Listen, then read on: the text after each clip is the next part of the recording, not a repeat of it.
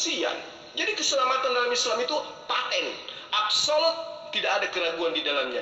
Sementara orang Kristen, mohon maaf, terutama kamu, Ferguson, kamu tidak ada satu ayat pun yang menjamin keselamatan dari Yesus untuk orang penyembah-penyembahnya. Paham?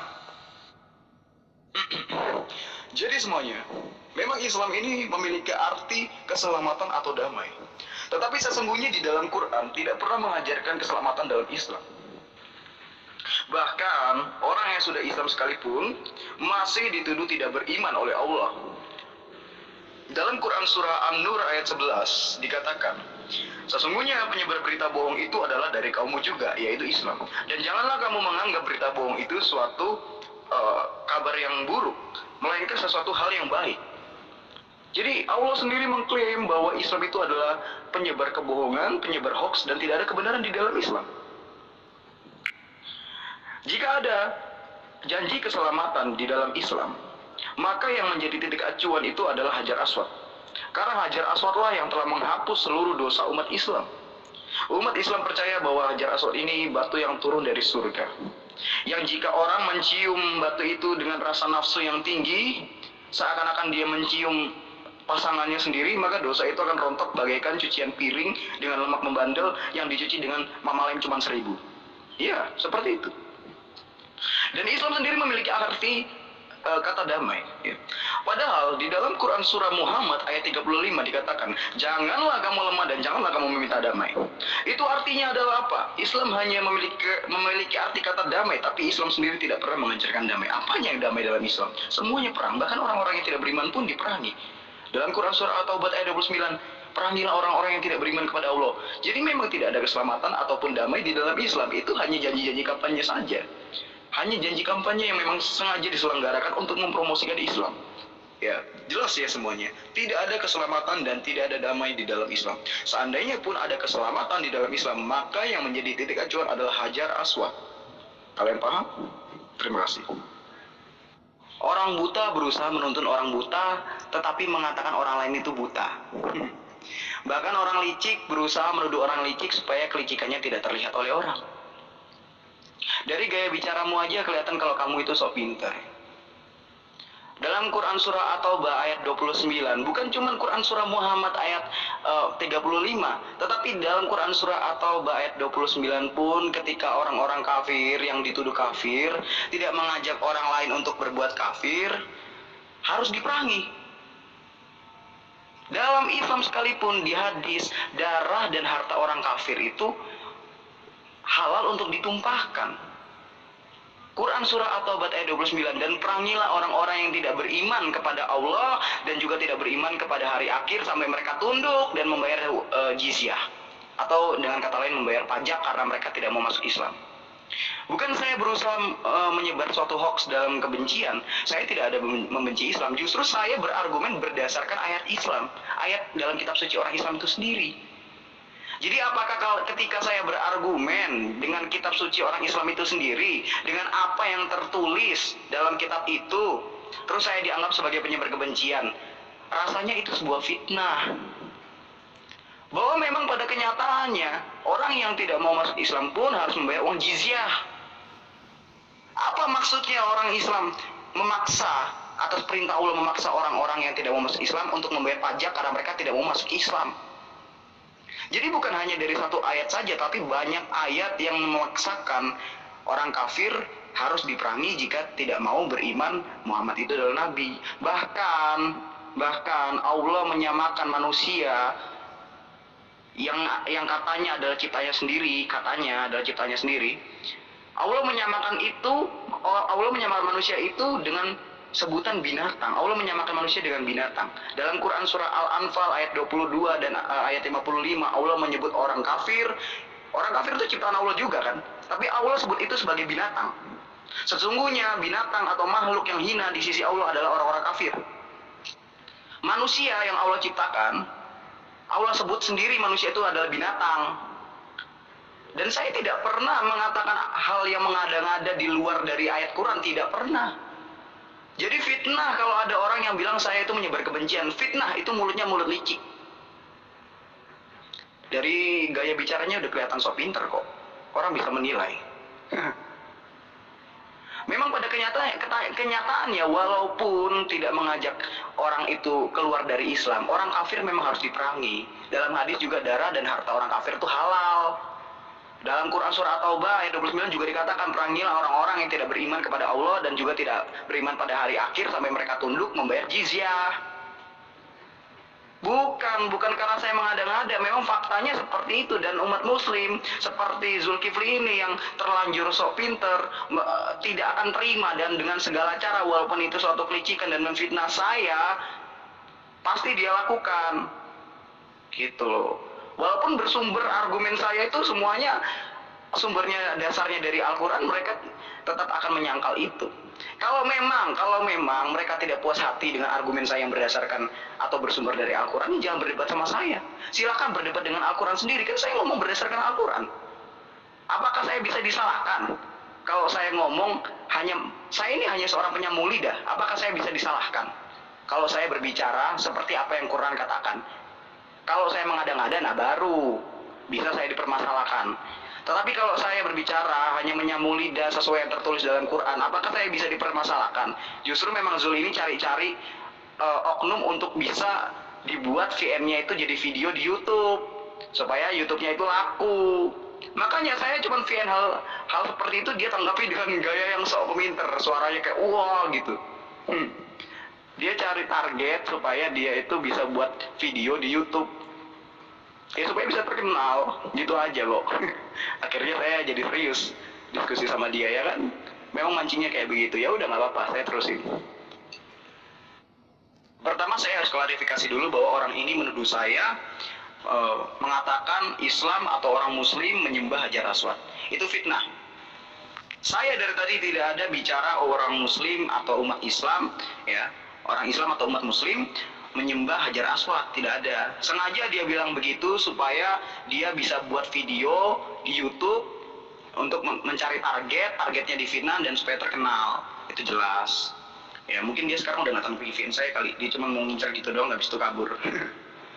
Ya, nggak masalah sih. Ini tanggapan saya supaya orang-orang grup juga tahu, ya kan. Nah yang kedua, dia bilang amal ibadah bisa menghapus dosa. Di mana ayatnya coba? Tolong share ke saya. Kalau memang ada amal ibadah itu bisa menghapus dosa, ya. Sholat bisa menghapus dosa. Sholat berapa waktu sih yang Quran suruh supaya bisa menghapus dosa? Di dalam Quran yang bisa menghapus dosa atau mengampuni dosa itu hanya Allah. Amal ibadah tidak bisa mengampuni dosa. Kalau amal ibadah berkuasa mengampuni dosa, berarti amal ibadah itu juga Allah. Gitu loh. Kesimpulannya sangat mudah sekali. Ya udah, silakan bikin video dulu buat VN saya tadi. Ya nggak apa-apa. Kan memang kamu butuh target kan, tanpa izin juga kamu buat video gitu loh. Itu VN saya tapi tanpa izin kamu buat video. Ya orang lain bisa menilai sih etika kamu itu seperti apa. Artinya kamu tidak ada bantahan, ya kan? Kamu tidak bisa membantah apa yang saya jabarkan terkait dengan kandungan Al-Quran. Ya, begitulah. Tuhannya Alkitab itu tidak masuk akal, tidak logis. Ya, jangan dipaksakan seperti Tuhannya Al-Quran. Allahnya Al-Quran itu gampang masuk otak logika manusia, karena lebih besar logika manusia daripada Allahnya Al-Quran. Tapi kalau Allahnya Alkitab tidak logis.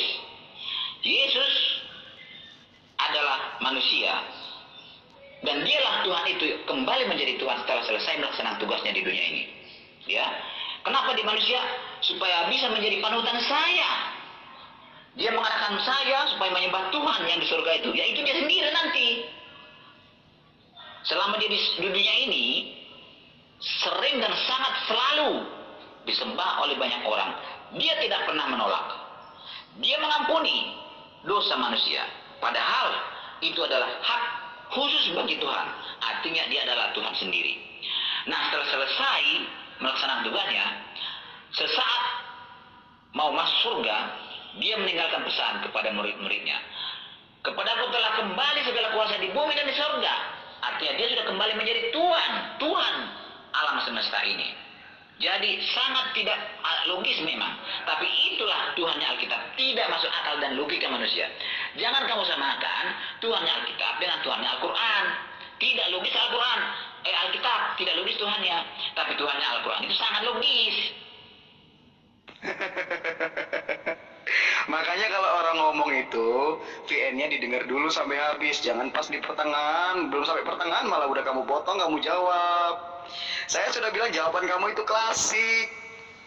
Yang saya tekankan di situ, ya, Allah mengatakan bahwa sesungguhnya berita bohong itu berasal dari kaummu. Siapa kaummu? Orang Islam itu sendiri. Berarti Allah mengatakan orang Islam itu sendiri penyebar hoax. Gitu loh. Orang kalau ngomong belum selesai langsung dipotong, ya kan, langsung dijawab. Kebiasaan orang Muslim itu tidak punya etika, keburu buat konten di YouTube. Ya nggak masalah, buat aja konten di YouTube. Emangnya saya ada keberatan? Enggak, gitu loh. Karena memang saya kan juga belum buat channel. Nanti kalau saya udah buat channel, ya insya Allah lah. Semua aktivitas hujat menghujat orang Muslim di grup dialog ya saya rekam nanti, nggak masalah. Mungkin sekarang saya masih belum ada planning karena masih saya sibuk dan sekarang juga masih agak lockdown ya, jadi untuk aktivitas juga saya terbatas ya kan. Nanti kalau udah lancar semuanya saya mulai buat konten, oke? Channel kamu itu belum terkenal, subscribernya masih sedikit. Kalau yang nonton ribuan itu mungkin karena kamu itu berdiskusi dengan saya, karena argumen saya menarik, makanya orang-orang itu mengulang lagi videonya, dilihat lagi supaya benar-benar ngerti apa yang saya sampaikan. Karena argumen saya itu menarik, atau memang mereka itu pengen dengar berkali-kali argumen saya gitu supaya paham gitu kan. Ya kalau kamu nggak debat sama saya, kalau kamu nggak dialog sama saya atau diskusi sama saya, nggak mungkin penontonnya sebanyak itu, ya kan? Bismillahirrahmanirrahim. A'udzubillahi minasyaitonirrajim. Saya berlindung dari fitnahan dan juga kebusukan hati dan juga kekufuran mulutnya Ferguson. Lagi-lagi mempertontonkan kebodohannya, mencoba untuk menyebar kebencian tentang terjemahan Al-Quran surah At-Taubah ayat 29. Lagi-lagi dia mengatakan ayat itu adalah bukti bahwa Islam itu agama kejam karena memerintahkan qatilul ladina la yu'minuna billah. Katanya perangi orang-orang yang tidak beriman kepada Allah. Tapi faktanya dia hidup di tengah-tengah umat Islam, hidup dengan damai, hidup dengan tentram. Justru dia yang menghasut orang untuk benci terhadap Islam. Jadi inilah yang dikatakan oleh Allah bahwa orang kafir itu gemar memelintir lidahnya demi untuk menyesatkan manusia dari jalan Allah. Jadi perlu saya jelaskan di sini ya, terkhusus kepada teman-teman Kristen yang awam dan tidak tahu tentang Al-Quran, sama seperti Ferguson, cuman bedanya Ferguson itu penyesat, teman-teman Kristen yang lain itu hanya mengimani saja apa yang diajarkan oleh pendeta dan mereka masa bodoh tentang kebenaran. Jadi di sana ketika dikatakan ayatnya perangilah, nah ini asbabun nuzulnya bercerita tentang masa apa dulu dan kapan itu terjadi. Bagaimana caranya bisa menerawang apa yang dijelaskan di dalam At-Taubah ayat 29 ini jika hanya bermodalkan modal terjemahan, apalagi berlandaskan atas kebencian. Di sana sudah ada perintah membayar jizyah. Kalau perintah membayar jizyah berarti kaitannya adalah orang Kristen itu diwajibkan membayar pajak terhadap pemerintahan Islam.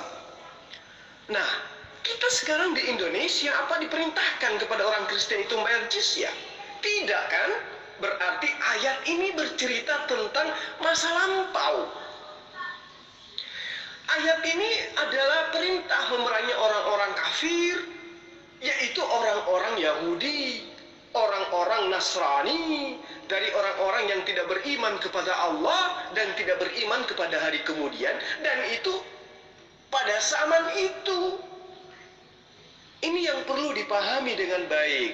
Jadi kalau mau menghina Islam, mengucilkan Islam, tolonglah menggunakan ilmu, ya. Gunakan ilmu. Allah memerintahkan dan mendorong orang-orang beriman untuk memerangi orang-orang kafir, yaitu mereka yang orang Yahudi dan Nasrani, bukan Kristen ya, Nasrani, Jelas bahwa itu disebabkan karena orang-orang ini menyeru manusia ya kepada kesesatan, dan terjadi banyak mudarat terhadap manusia dari orang-orang mereka ini. Ini yang perlu dipahami. Dan titik akhir dari perang ini jelas, sampai kepada mereka itu membayar pajak.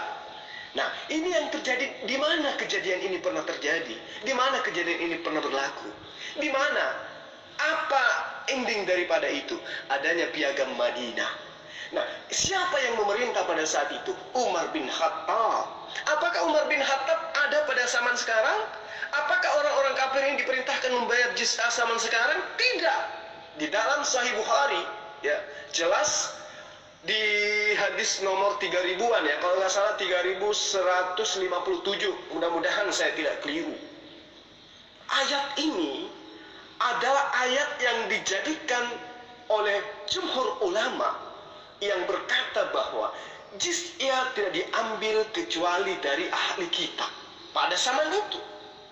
Kenapa? Karena Allah tidak menyebutkan tentang bolehnya mengambil jizyah kecuali dari orang-orang tadi, yaitu Yahudi dan Nasrani. Berarti ini berbicara konsep dulu. Konsep dulu, bukan berbahasa tentang sekarang.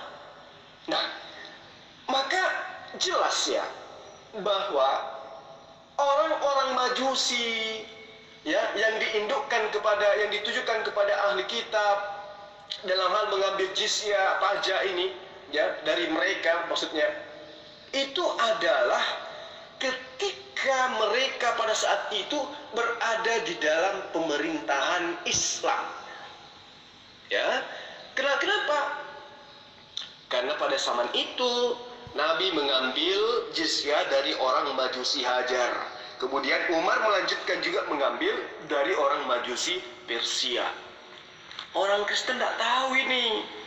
Yang mereka tahu adalah perangilah mereka dimanapun kamu temukan mereka. Sementara menuduh Islam, tapi dia berleha-leha di negara Islam yang mayoritas Islam, yang merdeka atas perjuangan Islam. Itu namanya balul. Jadi ini terakhir ya, saya VN di grup ini untuk malam ini, terkhusus kepada saudara-saudara saya umat Islam. Tentu kita paham bersama bahwa orang Kristen itu tidak memiliki dasar pijakan yang benar di dalam beragama. Kenapa? Karena mereka tidak menemukan agamanya itu benar-benar bersumber dari pengajaran Yesus. Jangankan bersumber dari pengajaran Yesus, bersumber dari kitab-kitab para nabi juga tidak. Mereka hanya mencocok-cocokkan antara nubuatan yang ada di perjanjian lama atau kitab Tanakh terhadap karangan orang-orang yang kemudian mereka jadikan rasul. Padahal kalau mereka ini cerdas, mereka akan paham bahwa bukan hanya 4 kitab itu yang ada sebenarnya, tapi ada kisaran 100-an atau minimal 70-an lah kitab yang sebelum dilakukan konsili Nicea itu bertebaran di mana-mana. Maka wajarlah kemudian ketika Paulus dalam Galatia kebakaran jenggot mengatakan meskipun beribu-ribu malaikat yang datang menerangkan, menyampaikan kebenaran kepada kamu, kalau bukan melalui Injil kami maka terkutuklah dia. Jadi dia sudah kebakaran dengan mengatakan itu. Walaupun malaikat dari langit yang memberitakan Injil kepada kamu, tapi berbeda dengan Injil yang kami beritakan, maka tersesatlah dia. Itu artinya bahwa pada zaman itu memang banyak Injil bertebaran. Cuman karena kebetulan 4 yang Injil yang di kanon itu bersamaan konsepnya tidak berseberangan dengan konsep pagan penguasa kala itu Romawi, maka mereka meloloskan 4 kitab itu. Jadi orang-orang Kristen ini nggak paham, utamanya yang ada di grup ini. Dia tidak paham kalau agamanya itu berasal dari penguasa Romawi. Nah, sebelum ada Kristen, ada 2 pengaruh besar yang ada di muka bumi. Apa itu? Pengaruh ajaran agama dari Bani Israel. Kedua, pengaruh dari penguasa Romawi kala itu, Kaisar Romawi kala itu. Nah, ajaran para nabi itu berhenti di mana? Di Bani Israel. Apa itu? Ya, sekarang kita kenal dengan Yudaism. Mereka menyembah hanya kepada Allah. Mereka mengkitabkan kitab Tanak. La ilaha illallah. Tidak ada Tuhan selain Allah, yang mereka sebut dengan sebutan Hasem. Nah, ini Kristen dari mana? Kristen itu bukan dari situ. Kristen itu berasal dari konsep keyakinan yang besar, yang satu, yang seberang itu, yaitu apa? Trinitas. Jadi ajaran yang diadopsi dari Mesir kuno, kemudian diadopsi masuk ke Kekaisaran Romawi, Trinitas, nyembah tiga Tuhan, kemudian mempusi masuk ke ajaran Yesus, itulah lahir Kristen. Jadi konsep menyembah tiga Tuhan, ibadah hari Minggu, Natal tanggal 25 Desember, kemudian pesta pora akhir tahun, kemudian apalagi tidak sunat, makan babi, pesta-pesta, menyanyi dalam beribadah, ya, itu semua diadopsi dari ajaran pagan Romawi, karena memang itu dibentuk oleh agen-agen Romawi kala itu. Makanya agen Romawi itu mengirim surat-suratnya tidak ke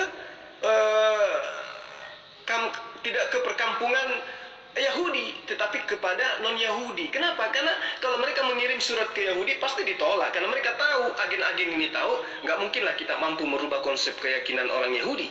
Maka yang ada kemudian adalah lemparkan surat-surat itu keluar ke non-Yahudi, tapi mengatasnamakan Yahudi supaya banyak yang terpengaruh. Itulah yang terjadi. Kemudian untuk saudara-saudara saya yang Kristen, ini nasihat saya ya sebagai saudara ya. Kalau kalian ingin mengetahui tentang Islam, maka lakukan hal yang sama seperti orang Islam lakukan. Apa itu? Mulai dari Iqra 1, Iqra 2, Iqra 3 dan seterusnya. Belajar dari situ. Jangan lantas kalian itu membaca terjemahan untuk mengkritisi. Salah. Kalian harus masuk ke dalam kerana Al-Quran. Baru kemudian mengkritisi kalau ada yang Anda tidak pahami. Atau Anda sudah pahami tapi tidak sesuai dengan pemikiran Anda, baru dikritisin. Kalau hanya kalau hanya modal kebencian, mana bisa kalian sampai kepada kritik Quran? Tidak bisa.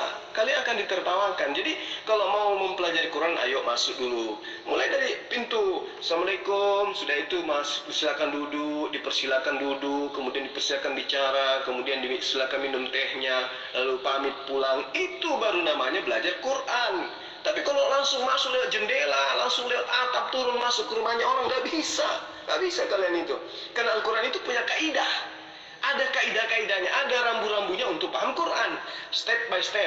Itu jelas, itu kaidah. Nggak bisa langsung begitu paham, tak langsung ini. Oh, nggak bisa seperti itu. Ya, itu berarti Anda hanya mempertontonkan kebencian. Jadi kalian harus belajar Al-Quran kalau mau mengkritisi Islam, mau mengkritisi Al-Quran. Jangan terjemahan. Apakah terjemahan itu salah? Tidak, terjemahan itu tidak salah. Tetapi terjemahan itu hanya arti dari kata yang ada dalam ayat itu. Bukan menerangkan tentang ini maksudnya apa yang terjadi pada zaman itu, kapan berlakunya ini, dan lain seterusnya. Seperti itu ya.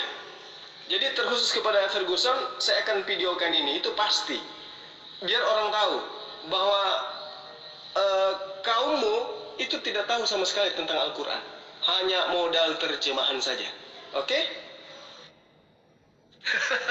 Mulai ketakutan.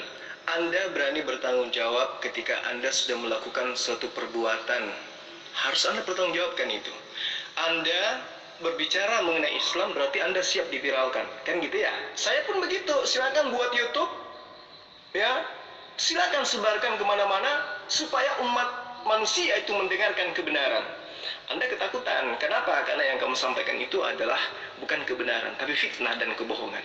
Kemudian saudara mengatakan sebutkan dalil ayat yang menerangkan bahwa perbuatan-perbuatan amal soleh itu menggugurkan dosa atau menghapus dosa. Rasulullah SAW bersabda di dalam hadis riwayat Muslim, barang siapa berwudu lalu memperbagus wudunya, dosa-dosanya akan keluar dari tubuhnya yang terkena air wudu sampai keluar dari ujung jemarinya. Selain itu, umat Islam juga menyempurnakan wudu meski dalam keadaan tidak menyenangkan. Keadaan tidak menyenangkan sini maksudnya adalah dalam keadaan dingin misalnya, di mana manusia tidak lagi kondisi sehat untuk menyentuh air yang dingin, itu dibolehkan. Dalam hal ini melakukan itu adalah menggugurkan dosa. Kemudian di dalam melakukan amalan-amalan setelah kita itu melakukan amalan wajib, ya, seperti sedekah misalnya. Di dalam hadis yang diriwayatkan oleh Imam Tirmizi, jelas dikatakan sedekah dapat menghapus dosa sebagaimana air memadamkan api.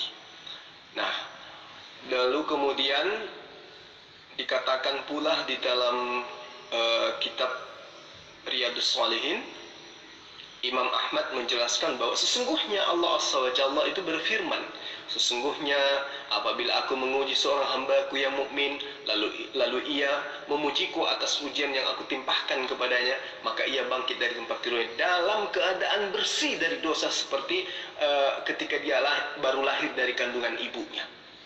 Apa yang menyebabkan itu adalah memuji, berzikir kepada Allah. Itu menyebabkan dosa terhapuskan.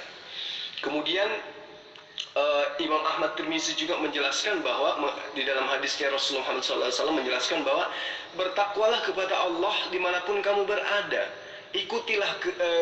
Ikutilah kejelekan dengan kebaikan. Lakukanlah kebaikan ketika engkau melakukan keburukan. Lalu kemudian keburukanmu itu akan dihapuskan dengan kebaikan. Dan bergaullah dengan sesama manusia dengan akhlak. Dan perangilah perbuatan-perbuatan yang tidak terpuji, dan berperilakulah dengan perbuatan yang baik. Jadi banyak amalan-amalan di dalam Al-Quran, di dalam hadits, di dalam ajaran agama Islam itu yang jelas menghapus dosa. Jadi bukan hanya mencium atau mengusap hajar aswad. Ini yang perlu kamu paham. Sementara Yesus sendiri tidak pernah mengatakan dosamu telah aku ampuni. Yesus selalu mengatakan dosamu telah diampuni. Siapa yang mengampuni? Allah yang mengampuni. Pahami itu dengan baik. Demikianlah para sahabat sekalian. Mudah-mudahan materi di dalam perdebatan ini, dalam video ini bisa kita jadikan sebagai salah satu unsur keilmuan kita untuk menghindari kita dari kristenisasi. Lalu kemudian materi yang ada di dalamnya kita jadikan sebagai bekal untuk mengajarkan kepada generasi berikutnya bahwa seperti inilah ajaran agama Islam dan beginilah keadaannya dalam menghadapi cemohan dan juga hinaan orang-orang yang sifatnya hanya bisa menghujat tanpa memiliki ilmu. Akhirnya saya Zulkifli Abbas mendoakan kita semua, mudah-mudahan kita tetap dalam lindungan Allah Subhanahu wa taala, diberikan kesehatan, dilimpahkan rahmat dan juga hidayah, dan dimudahkan seluruh urusan kita. Dan tidak lupa saya juga mendoakan mudah-mudahan kita semua dijauhkan dari virus COVID-19, dan virus corona ini diangkat oleh Allah bertepatan dengan datangnya bulan suci Ramadan. Akhirnya saya Zulkifli Abbas untuk diri, Allahumma salli ala Sayyidina Muhammad wa ala alihi wa ashabihi ajma'in. Assalamualaikum warahmatullahi wabarakatuh.